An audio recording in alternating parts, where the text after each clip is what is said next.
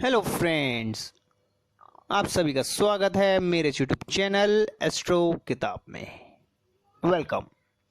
तो आज हम जानेंगे अब लास्ट उन 3 भावों के बारे में जिनका हमारे ज्योतिष के अंदर एक अलग ही इम्पोर्टेंस है, जिसमें हमारा आता है 10वां भाव, 11वां भाव और 12वां भाव।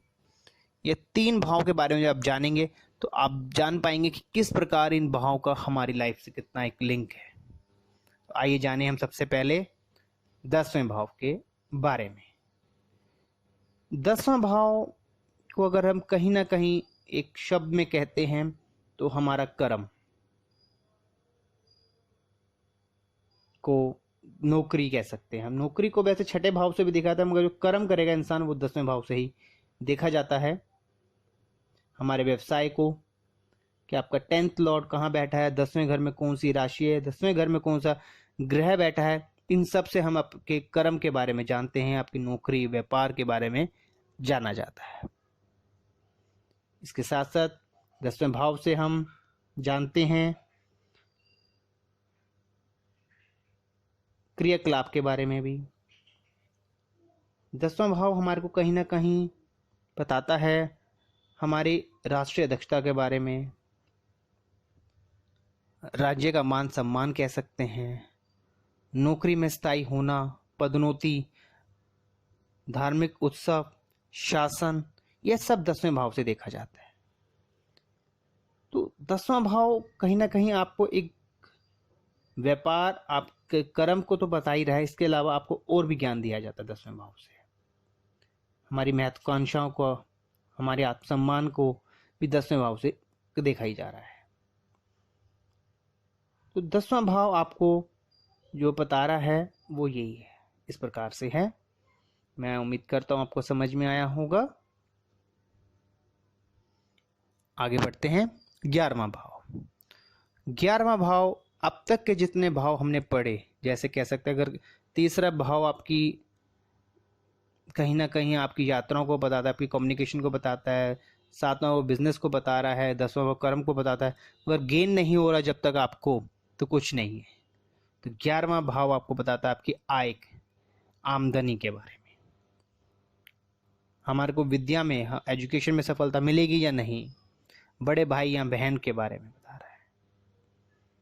वैवाहिक संबंध भी कहीं ना कहीं हम 11वें भाव से देखते हैं। तो 11वां भाव आपको इस प्रकार आपको एक धन संग्रह के बारे में बता रहा है, निभाने वाली मित्रता को भी बताता है, करीबी संबंधियों, प्रेमियों के बारे में भी हम 11वें भाव से जानते हैं।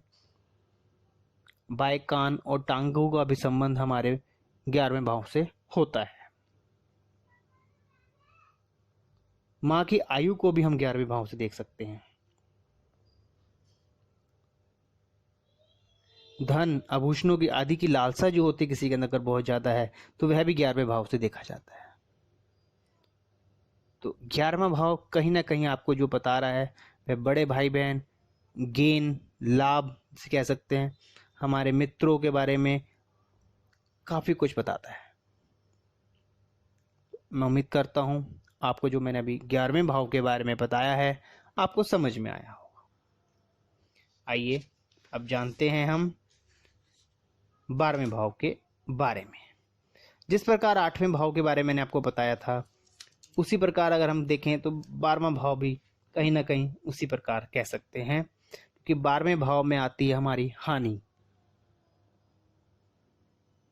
विधन जिसे कहते हैं, रुकावटें, धोखा होने का शिकार, दान में धन देना, दूर स्थानों में, मतलब वही आप कह सकते हैं इंटरनेशनल बिजनेस, या आपने घर से अलग होना कह सकते हैं आप, बदनामी, गुप्त विद्या का ज्ञान भी जो आता है वो 12वें भाव से लिया जाता है। मानसिक चिंता भी कहीं ना कहीं आपको 12वें भाव से होती है। तो इस प्रकार 12वां भाव कहीं ना कहीं आपको मोक्ष की ओर भी ले जाता है, विदेश यात्रा जैसे मैंने आपको बताया है। तो 12वां भाव अस्पताल, जेल, जन्मभूमि का छूटना कह लीजिए आप, जातक की मृत्यु, यह सब 12वें भाव से देखा जाता है। युद्ध, षड्यंत्र होना, ये सारे हम 12वें भाव से देखा जाती हैं चीज़ें। तो 12वां भाव कहीं ना कहीं हानि, कष्टदायक भाव कहा जाता है। जन्म स्थान से अलग होना कहा जाता है। जो आज के टाइम पे अगर किसी ने देखना है कि मैं अपने घर, मैं बाहर कब जाऊंगा, मैं कब अमेरिका जाऊंगा, कब मैं ऑस्ट्रेलिया जाऊंगा, कब मैं न्यूजीलैंड जाऊंगा, यह सब आप 12वें भाव से देख सकते हैं। तो मैं उम्मीद करता हूँ आपको जो मैंने अभी 12वें भाव के बारे में बताया आपको समझ में आया होगा। तो इस प्रकार हमने अब अपनी 12 भाव की सीरीज़ को कंप्लीट किया है। उम्मीद करता हूँ आपने समझा होगा।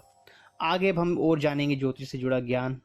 और अगर आपको मेरी ये वीडियोस पसंद आ रही हैं तो प्लीज़ मेरे इस चैनल को आप शेयर कीजिए, सब्सक्राइब कीजिए, जिससे आपको ज्योतिष और ज्योतिष से जुड़ी जानकारियाँ समय समय पर मिलती रहेंगी।